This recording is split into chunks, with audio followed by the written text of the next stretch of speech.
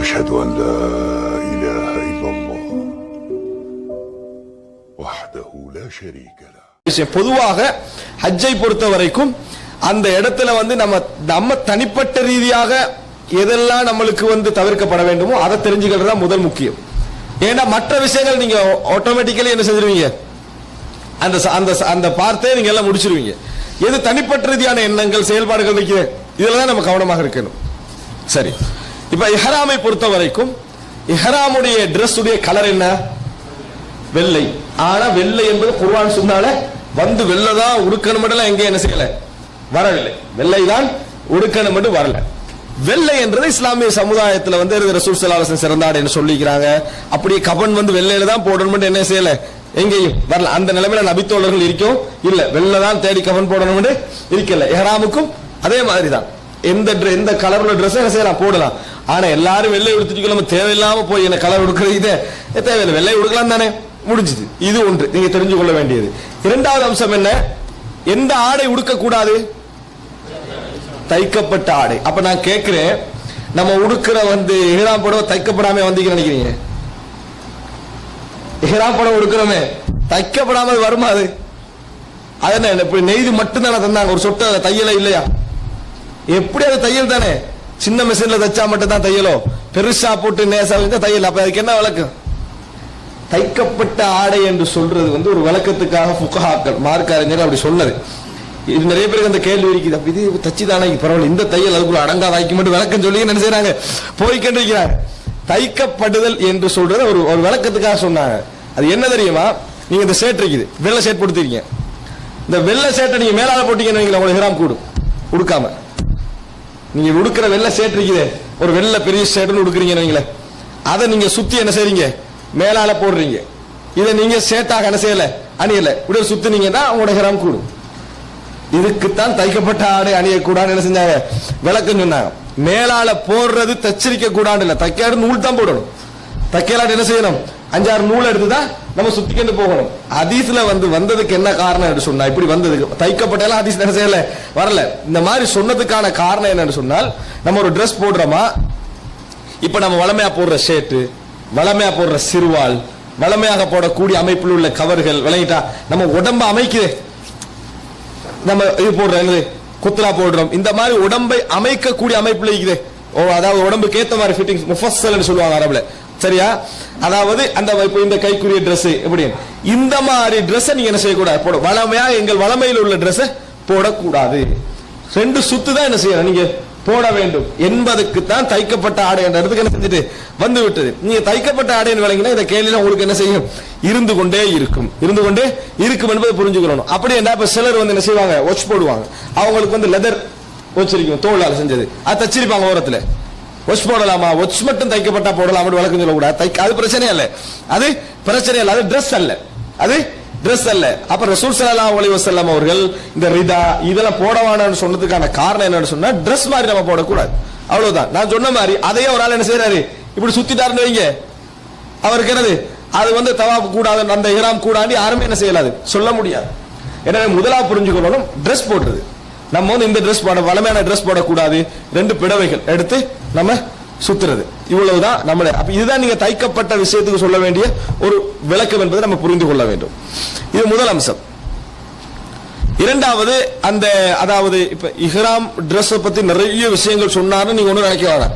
இஹ்ராம் Dress பத்தி ஒண்ணு இல்லை, இஹ்ராம் Dress என்ன இந்த அமைப்புல இருக்கணும், அவ்வளவுதான். இந்த மட்டும் நீங்க மனசுல வச்சுங்க. எப்ப நம்ம என்ற தாளம் பெருசா 1 2 3 8 இப்படி ஞாபகம் வச்சுக்கலாம், புறவை பார்த்துக்கணும் நினைச்சிடும், என்ன வேண்டிய அவசியம் இல்லை. அதை சும்மா சாதாரணமா விட்டுருங்க. அப்படி இஹ்ராம் Dressன்றது சாதாரண இப்படி தான் உடுக்கணும். சரி, இப்ப இஹ்ராம் Dressல ரசூல் ஸல்லல்லாஹு அலைஹி வஸல்லம் சொன்ன நிபந்தனை இதுதான். உடுக்கிற மாதிரி என்ன செய்ய, உடுக்கிற மாதிரியான Dressஆல நீங்க என்ன செய்யக்கூடாது, இஹ்ராம் செய்யக்கூடாது. மற்றபடி என்ன ரசூல் ஸல்லல்லாஹு அலைஹி வஸல்லம் சொன்னாங்க, தர்த்தீபா நீங்க ஞாபகம் வச்சுக்கணும் விஷயம் இல்லை. ஒரு சில பகுதிகள் அப்படி ஞாபகப்படுத்தி சொல்லுங்க. அதுல என்ன செய்யக்கூடாது, இஹ்ராம் அணிந்த, அதாவது இஹ்ராம் அணிய முந்தி என்று எடுத்துக்கொண்டீங்கன்னு சொன்னால், அந்த இஹ்ராம் Dress இந்த மாதிரி அணியக்கூடிய அமைப்பில் என்ன செய்யக்கூடாது, இருக்கக்கூடாது. அது உண்டு. அதுக்கு அடுத்ததாக என்ன, நாங்க இஹ்ராம் அணிந்த பின்னால, இஹ்ராம் ஒருவர் என்ன செய்யறாரு, அணிஞ்சிட்டாரு, அணிந்த பின்னால தவிர்க்கப்பட வேண்டியவைகள் நிறைய விஷயம் இருக்கு. இஹ்ராம் அணிந்தவர் தவிர்க்கப்பட வேண்டிய விஷயங்கள். முதலாவது, இஹ்ராம் என்ன, அஹ்ராம தனக்கு ஹராமாக்கி கொண்டான் அர்த்தம். ஹராம் ஹராமாக்கி கொண்டான். அல்லாஹு அக்பர் தக்பீரத்துல் இஹ்ராம். அதுக்கு என்ன சொல்லுவோம்? தக்பீரத்துல் இஹ்ராம். இதை கட்டிட்டோம்னா சாப்பிடக்கூடாது, மற்றவங்கள பேசக்கூடாது, விளங்கிட்டா, உலக காரியங்களில் ஈடுபடக்கூடாது. அதான் தக்பீரத்துல் இஹ்ராம். சலாம் கொடுத்தா அதெல்லாம் என்னது? ஓகே. அதே மாதிரி இஹ்ராம் அணிஞ்சிட்டான்னு சொன்னா நீங்க ஹராம் ஆகிக்கிறீங்க. அப்ப சிலதை தவிர்க்கிறது தான் இஹ்ராம், சிலதை தவிர்த்தல் தான் இஹ்ராம். அதே ஒரு இபாதத்து. நம்ம இஹ்ராம் அணிகிறா ஒரு குறிப்பிட்ட காலத்துல நான் இது முடிக்கும் வரைக்கும் இந்த நான் செய்ய மாட்டேன். சில தவாப்பு செய்யறது, சாயி செய்யறது, முடிவளிக்கிறதெல்லாம் செய்யறது. ஆனா இஹ்ராம் என்றால என்ன தெரியுமா? சிலது நீங்க செய்யாம இருக்கிறது, சிலது செய்யாம இருக்கிறது. அதுல என்ன செய்யக்கூடாது? உங்களுக்கு உடம்புக்கோ அதை இஹ்ராம் அணிஞ்ச பிறகு உடம்புக்கோ ட்ரெஸ்ஸுக்கோ என்ன செய்யக்கூடாது?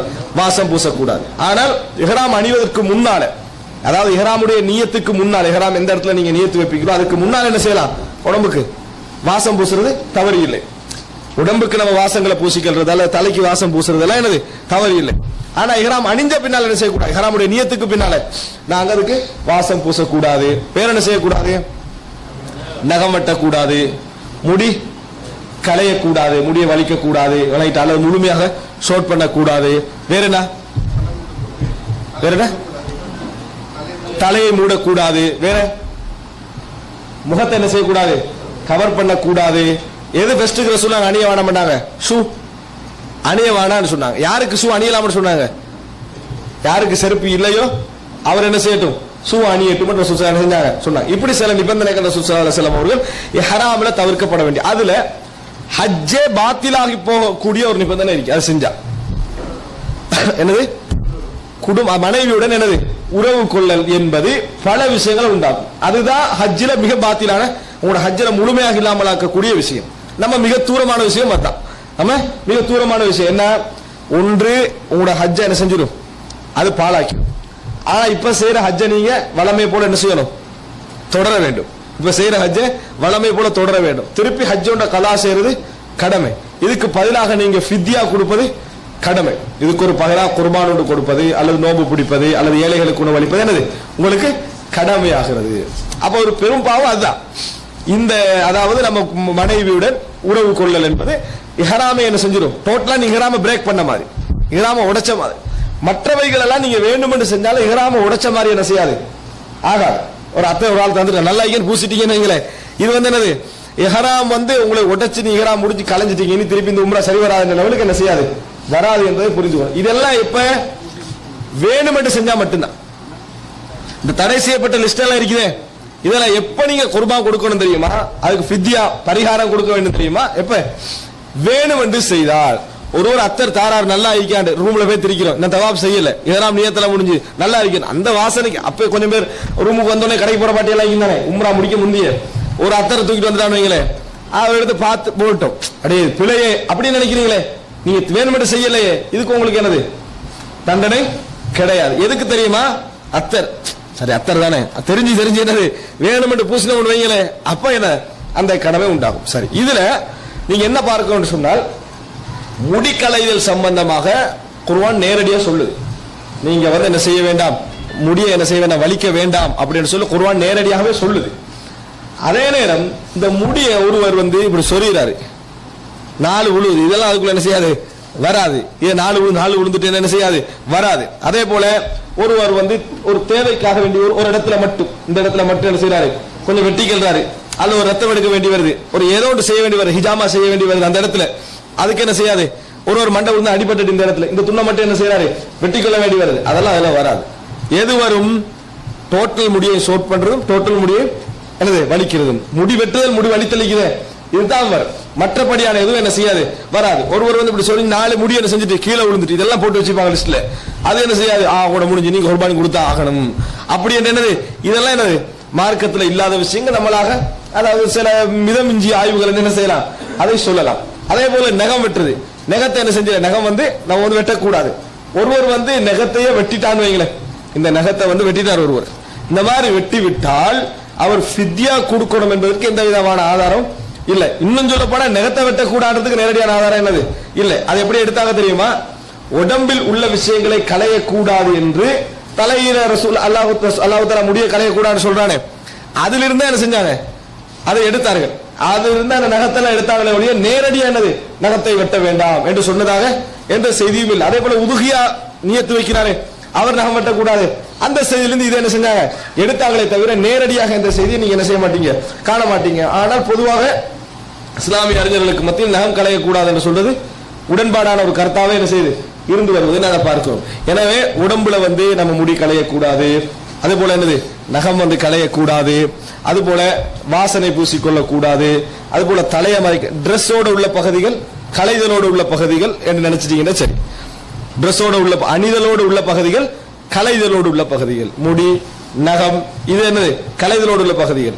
டிரெஸ் தலையை மூடுறது, முகத்தை மூடுறது, டிரெஸ் என்ன செய்யறது, அந்த மாதிரி அணிகிறது, வாசம் பூசிக்கிறது, இது டிரெஸ்ஸோடு உள்ள பகுதிகள். இவைகளை என்ன செய்யக்கூடாது, நாம் செய்யக்கூடாது. இதெல்லாம் தாண்டி அதாவது எங்களை இதே பாழாக்கக்கூடியது இஹ்ராமுடைய டிரெஸ் நம்ம எதுக்கு ஹராமாய் கொண்டோமோ அதை பாழாக்கக்கூடியது குடும்ப உறவு. இதை நம்ம ஞாபகம் வச்சுக்கணும்டா சரி. அடுத்தது குடும்ப உறவு என்ற அம்சத்தோட இன்னொன்று நம்ம நாலாவது அம்சமாக திருமணம்